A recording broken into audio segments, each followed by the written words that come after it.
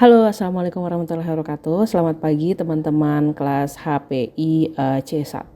Pada hari ini saya akan menyampaikan perkuliahan yang lalu saya sempat nggak ngajar gitu ya. Jadi hari ini saya akan gantikan melalui video materi ini. Pembelajaran kita pada hari ini kita akan membahas mengenai 3 hal ya kurang lebih. Nah, karena yang bisa kalian lihat di subtema yang keempat mengenai regulasi tarif itu sudah saya sampaikan kemarin pada hari Rabu, karena memang penyampaian video materinya ini saya telat, jadinya saya terlebih dahulu menyampaikan tugasnya itu biar kalian ada waktu lebih panjang, lebih lama lagi untuk mengerjakan tugas.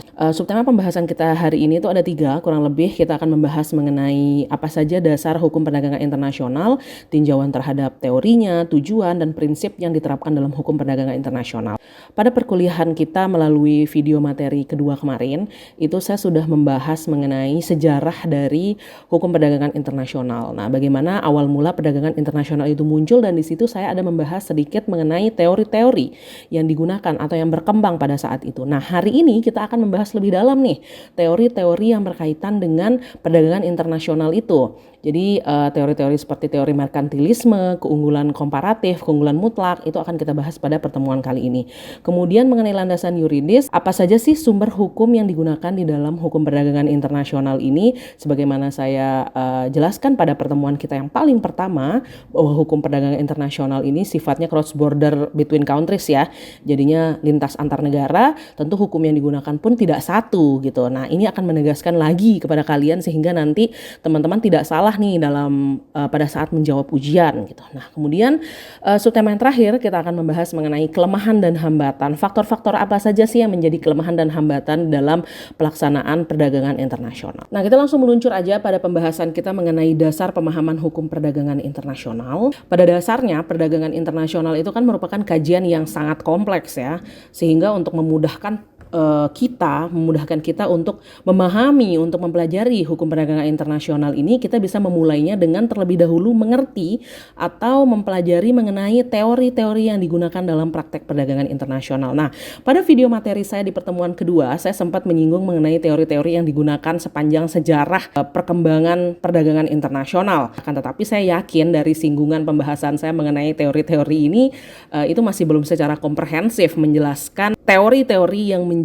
dasar hukum perdagangan internasional seperti teori merkantilisme. Nah, pertama-tama kita mulai dari teori merkantilisme nih. Untuk sejarahnya kapan sih teori merkantilisme ini diberlakukan dalam praktek perdagangan internasional? Kalian bisa ngelihat di video materi pertemuan kedua ya. Nah, jadinya di situ sudah saya ceritakan secara runtut tuh kapan teori merkantilisme luntuh dan segala macam. Sekarang ini kita hanya akan fokus membahas pada apa itu teori merkantilisme gitu ya. Nah, teori yang paling pertama muncul dan berkembang di praktek perdagangan internasional itu sekitar abad 15 sampai abad 18 lah, itu dia runtuhnya pada abad 18 sih. Itu adalah teori merkantilisme. Teori ini jelas dipelopori oleh kaum merkantilisme yang memiliki cita-cita ideologi kapitalis komersial. Nah, kaum merkantilisme ini berpandangan bahwa politik kemakmuran suatu negara itu akan melebihi kemakmuran perseorangan, dan kesejahteraan suatu negara dinilai dari seberapa besar atau seberapa banyak logam mulia yang dapat dihasilkan atau yang dapat disimpan oleh negara tersebut. Tidak mencengangkan nih kenapa kaum merkantilisme berpikir sedemikian, karena logam mulia pada saat itu memang dijadikan sebagai alat pembayaran, sehingga wajar kalau misalkan logam mulia menjadi simbol dari kekayaan dan kesejahteraan sebuah negara pada saat itu. Nah, oleh karena dasar pemikiran yang berkembang bahwa kuantitas logam mulia adalah penentu kesejahteraan, maka orang-orang yang menerapkan teori merkantilisme ini pada saat itu hanya berfokus dalam meraup logam mulia sebanyak-banyaknya. Kalau bahasanya kita bilang aja menghalalkan segala cara gitu ya. Dia itu sampai menguras habis persediaan sumber daya alam yang dimilikinya sampai melebihi batas. Nah, ketika habisnya stok logam mulia yang dimiliki di negaranya itu, akhirnya hal ini mendorong mereka nih, itu kan nggak mungkin unlimited kan jumlahnya, si logam mulia itu pasti ada batasnya gitu. Nah, ketika logam mulia yang dimiliki oleh suatu negara, oleh negara ini habis gitu, akhirnya mereka itu terdorong untuk melakukan praktek imperialisme dengan mengorbankan negara lain. Tak lagi dan tak bukan ya memang untuk meraup sebanyak-banyaknya logam mulia demi kepentingan dari negara itu tadi gitu, dari kepentingan mereka sendiri gitu ya. Lagi-lagi kembali pada simbol kekayaan dan kesejahteraan pada saat itu adalah logam mulia. Negara penganut merkantilisme ini percaya bahwa perdagangan itu adalah a zero sum game. Artinya sebuah negara itu hanya dapat memperoleh keuntungan apabila dia dapat memeras negara lain. Nggak hanya memeras negara lain ya, tapi juga memeras buruh-buruh yang bekerja untuk mereka gitu. Yang intinya sebenarnya memeras banyak pihak gitu, bisa kita bilang memeras banyak pihak gitu ya. Kaum merkantilis ini berpendapat bahwa salah satu cara bagi sebuah negara untuk menjadi kaya dan kuat adalah dengan melakukan sebanyak mungkin ekspor dan impor. Nah, landasan berpikir sedemikian ini, landasan berpikir seperti meraup sebanyak-banyaknya logam mulia, kemudian perdagangan itu adalah zero sum game, kemudian bagaimana caranya negara untuk menjadi kaya dan kuat itu adalah dengan melakukan sebanyak-banyaknya ekspor dan impor. Landasan berpikir sedemikian ini tentu akan mendatangkan keuntungan sebesar-besarnya ya bagi kaum merkantilisme ini. Akan tetapi di sisi lain, pemikiran seperti ini itu dapat menyebabkan kerugian dan penderitaan bagi negara tersebut. Kenapa? Karena kekayaan dan pemenuhan pola pikir ini tadi dipenuhi dengan cara memeras dan menguras entah itu sumber daya alam maupun sumber daya manusia yang dimilikinya. Buruh, petani, rakyat itu bisa aja diperlakukan secara paksa oleh mereka. Gimana caranya? Pokoknya ya namanya juga menghalalkan segala cara gitu ya. Gimana caranya agar pola pikir landasan berpikir mereka mengenai kekayaan dan kesejahteraan negara itu melalui logam mulia dan lain-lain itu bisa terpenuhi gitu ya. Entah dengan menindas negara lain ataupun menindas orang-orang kecil yang ada di negaranya gitu, sehingga buruh pada saat itu dibayar serendah mungkin. Nah, inilah yang kemudian membuat pemikiran dari kaum merkantilis ini tidak bertahan lama. Nah, setelah tumbangnya teori merkantilisme karena dianggap tidak menguntungkan dan merupakan praktek dari imperialisme, mulai abad 18 itu muncul nih teori baru di dalam praktek perdagangan internasional. Teorinya itu disebut teori keunggulan mutlak, yang mana teori keunggulan mutlak ini dikemukakan oleh Adam Smith. Nah, teori ini pada dasarnya sangat bertolak belakang ya dari teori merkantilisme, karena nggak sepakat bahwa kesejahteraan dan kekayaan suatu negara itu hanya dinilai dari seberapa banyak logam mulia yang dimiliki oleh negara tersebut. Melalui teorinya ini, Adam Smith itu bilang bahwa kekayaan itu tidak dinilai dari logam mulia, melainkan dinilai dari gross domestic product atau pendapatan nasional dalam bentuk GDP. Nah, untuk meningkatkan GDP, Adam Smith menyatakan bahwa negara atau pemerintah itu harus mengurangi perannya atau keterlibatannya, ikut campurnya. Pokoknya jangan deh terlalu banyak ikut campur dalam bidang perdagangan sehingga dapat tercipta perdagangan secara bebas. Nah, perdagangan bebas yang ingin diciptakan oleh Adam Smith melalui teori keunggulan mutlaknya ini mengacu pada keunggulan yang dimiliki oleh sebuah negara terhadap negara lain secara mutlak dalam hal produksi. Teori keunggulan mutlak dijelaskan sebagai kondisi di mana suatu negara itu dapat memproduksi barang atau jasa lebih banyak dibandingkan negara yang lainnya. Tentu dengan mengeluarkan biaya yang lebih rendah gitu ya untuk memperoleh keuntungan yang lebih besar. Kenapa bisa lebih rendah? Karena memang negara itu mampu memproduksi komoditas X itu lebih banyak daripada negara yang bersaing dengan dia yang juga memproduksi komoditas X itu tadi. Nah, negara dapat dikatakan mempunyai keunggulan mutlak apabila negara ini dapat menghasilkan sesuatu yang tidak dapat dihasilkan negara lain. Misalnya aja Jepang, sebagai negara yang mampu memproduksi mobil dalam jumlah besar dengan merek-merek ternama seperti Honda, Suzuki, dan lain-lain gitu ya. Dalam hal ini, Jepang itu menjadi memiliki keunggulan mutlak dalam produksi mobil-mobil tersebut dikarenakan negara lain itu tidak dapat memproduksi produk dengan merek serupa. Teori keunggulan mutlak ini pada dasarnya dapat dilihat dari beberapa aspek. Yang pertama, yakni ketika suatu negara itu memiliki keunggulan dalam pembagian kerja. Pembagian kerja itu berkaitan dengan berapa sih jumlah waktu bekerja yang ditempuh oleh pegawainya mereka gitu, oleh pekerjanya mereka gitu ya, atau pabriknya mereka gitu dalam suatu kegiatan produksi. Pembagian kerja yang dikelola dengan baik itu tentu dapat mengurangi biaya operasional dari kegiatan produksi, yang mana dengan adanya penghematan biaya ini tentu secara tidak langsung itu dapat menambah keuntungan gitu ya, keuntungan pada penjualan dari produk tersebut. Kondisi inilah yang nantinya menyebabkan suatu negara itu memiliki keunggulan mutlak baik dari segi penjualan produk maupun biaya produksi. Pembagian kerja yang mumpuni itu akan secara otomatis mengarah kepada terjadinya spesialisasi produk. Spesialisasi produk ini adalah aspek yang kedua ya. Tadi kan aspek yang pertama adalah pembagian kerja. Ini adalah beberapa aspek-aspek yang harus dipenuhi untuk dapat suatu negara itu dapat dikatakan sebagai unggul secara mutlak dalam produksi tertentu. Yang pertama, dia itu memiliki pembagian kerja yang mumpuni. Kemudian dari pembagian kerja yang mumpuni itu, dia itu akan secara otomatis mengarah pada terjadinya spesialisasi produk.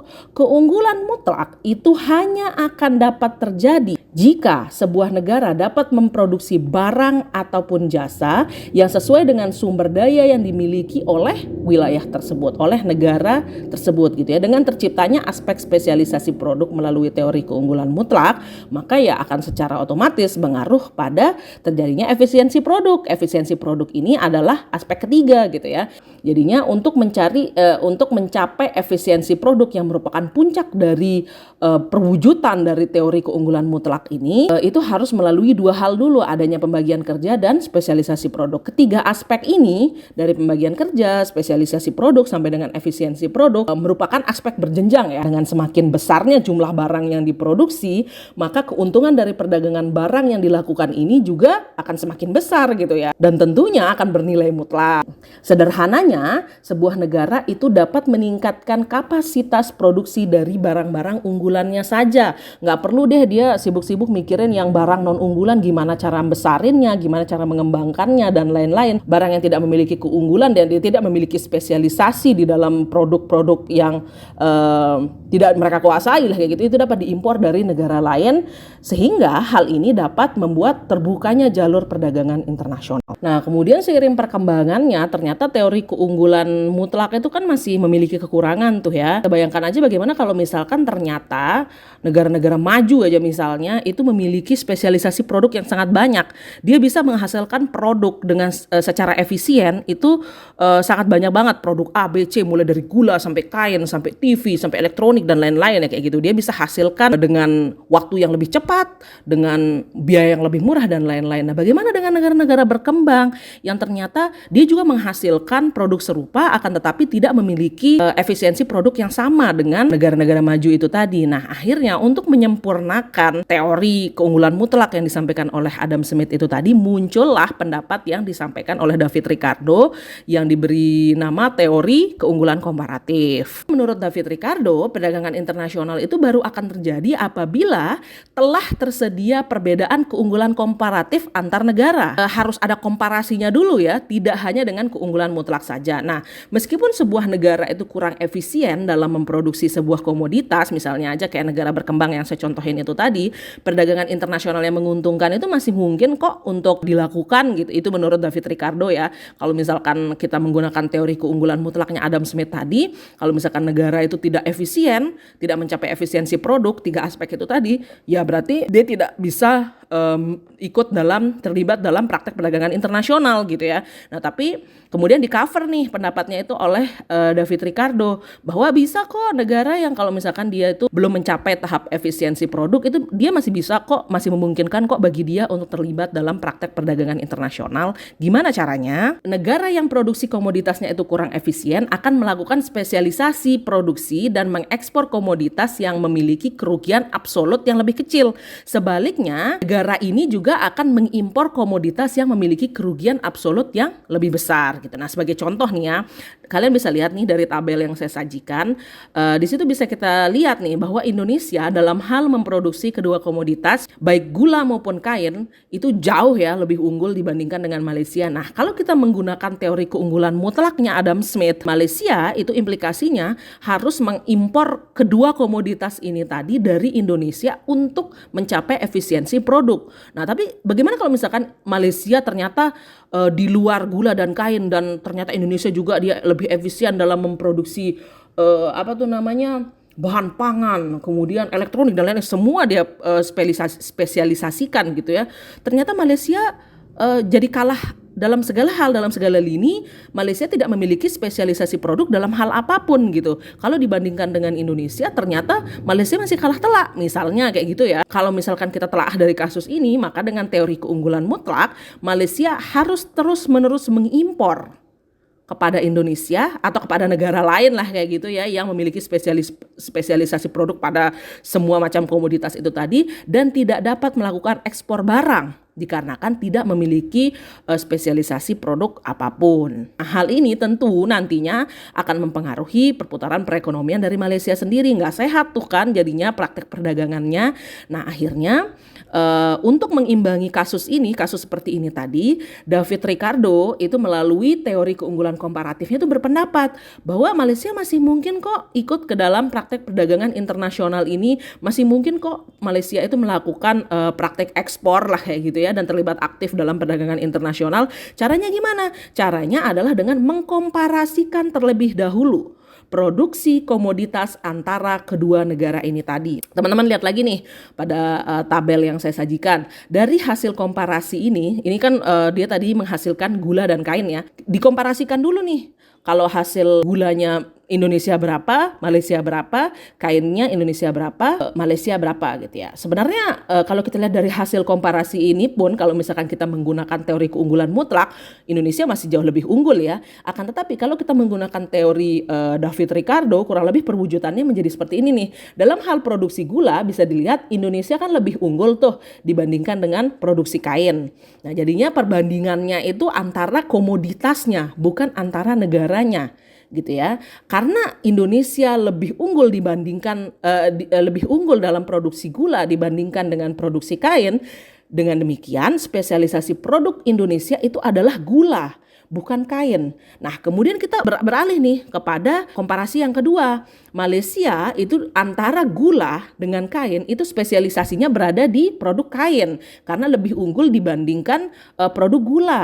Dengan demikian, Malaysia dalam hal ini masih memiliki kesempatan untuk melakukan ekspor atau untuk memiliki spesialisasi produk dalam komoditas kain gitu ya. Nah, jadinya dalam hal ini Indonesia itu dapat mengimpor kain dan mengekspor gula dari Malaysia, dapat mengimpor kain ke negara lain dan dapat mengekspor gula dari Malaysia. Begitu pula sebaliknya, Malaysia dapat mengimpor gula dan mengekspor kain dari Indonesia. Spesialisasi seperti ini sebenarnya kita butuhin banget ya. Jadi perdagangan internasional itu bukan semata-mata tentang siapa yang paling untung, siapa yang paling spesialisasi, bagaimana caranya keuntungan itu sebesar-besarnya sedangkan kerugian itu seminimal mungkin, biaya produksi itu seminimal mungkin gitu ya. Komparasi seperti ini itu dibutuhkan sebenarnya untuk memfokuskan bidang perdagangan dan menyeimbangkan semangat perdagangan internasional. Buat apa sih kita menyeimbangkan semangat perdagangan internasional? Ya karena untuk mencegah terjadinya monopoli gitu ya, terjadinya monopoli dan pemerasan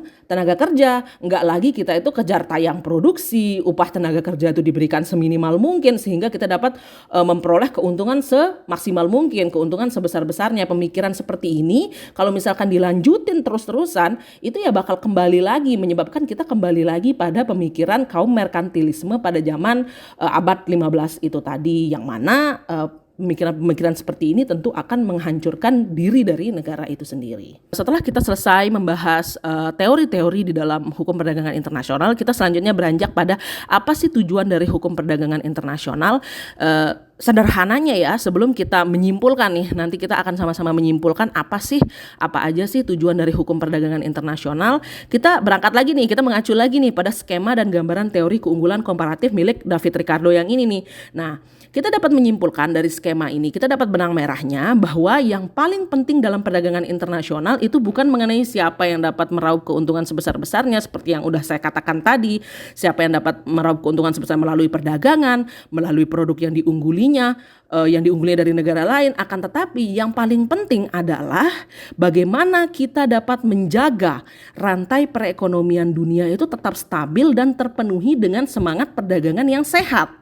Nah, itu tuh yang paling penting. Terciptanya perdagangan yang sehat, ini tentunya nanti akan menghasilkan lapangan kerja, menghasilkan banyaknya lapangan kerja gitu ya. Bayangkan kalau misalkan Indonesia aja yang memiliki spesialisasi produk dan Malaysia atau negara-negara lain itu tidak memiliki spesialisasi produk apapun. Akhirnya kerjanya cuma ngimpor aja, tidak melakukan ekspor. Akhirnya lapangan kerja itu menjadi minim gitu ya. Nah, terciptanya perdagangan yang sehat ini tadi dengan cara teori komparasi, dengan cara menerapkan teori komparasi itu tadi tentu akan menghasilkan lapangan pekerjaan. Kalau ada lapangan pekerjaan, itu akan menghasilkan standar kehidupan yang lebih baik lagi gitu ya. Nah, ketika standar kehidupan masyarakat itu sudah lebih baik gitu, tentu pembangunan perekonomian suatu negara itu akan melejit gitu, akan membaik gitu ya. Dan pemanfaatan terhadap potensi kekayaan dunia itu akan menjadi maksimal gitu, tanpa harus overexploitation gitu, tanpa harus melakukan overexploitation. Nah, sehingga kurang lebih sejalan dengan keinginan-keinginan ini, tujuan hukum perdagangan internasional itu dapat saya bantu rangkumkan menjadi beberapa hal nih. Yang pertama, hukum perdagangan internasional itu diharapkan dapat mencapai perdagangan internasional yang stabil dan menghindari kebijakan-kebijakan serta praktek-praktek perdagangan nasional yang merugikan. Tentu dengan adanya prinsip-prinsip juga ya, prinsip-prinsip yang diberlakukan dalam hukum perdagangan internasional seperti most favored nation dan national treatment, itu tentunya untuk menghindari kebijakan-kebijakan yang merugikan negara lain gitu. Nah, kemudian yang kedua itu meningkatkan volume perdagangan dunia dengan menciptakan perdagangan menguntungkan. Perdagangan menguntungkan itu seperti apa? Ya, perdagangan yang membuka kanal bagi banyak negara untuk dapat berpartisipasi secara aktif di dalam praktek perdagangan internasional. Nah, kemudian yang ketiga, meningkatkan standar hidup umat manusia karena adanya lapangan pekerjaan itu tadi. Kemudian pengembangan kerjasama multilateral dengan adanya pembagian gitu ya, pembagian produksi yang dilakukan oleh negara-negara tidak hanya terbebani pada satu negara saja yang memiliki kompetensi yang atau spesialisasi produk yang sangat mumpuni gitu ya. Itu akan mengembangkan kerjasama multilateral antar negara. Kalau sudah ada pengembangan kerjasama multilateral antar negara seperti ini, maka otomatis akan terjadi pertukaran teknologi, pertukaran ilmu, transfer of knowledge, transfer of technology gitu ya, antara negara yang maju dengan negara yang berkembang gitu. Nah, jadinya hal ini tentu akan memberikan kesempatan-kesempatan tidak hanya bagi negara maju saja, akan tetapi juga bagi negara berkembang untuk melakukan pemanfaatan terhadap potensi kekayaan dunia. Karena lagi-lagi kalau kita kembali nih pada penjelasan saya yang paling awal, tidak ada ya negara yang 100% perfect gitu, dia memiliki segala macam sumber daya dan potensi sehingga dia tidak membutuhkan negara lain gitu, nggak ada ya. Nah, jadinya untuk bisa melakukan pemanfaatan yang maksimal terhadap potensi kekayaan dunia, dibutuhkanlah pengembangan kerjasama multilateral antara negara-negara yang memiliki potensi A, potensi B, potensi C gitu. Tidak hanya dengan membebankan spesialisasi produk itu pada satu negara saja.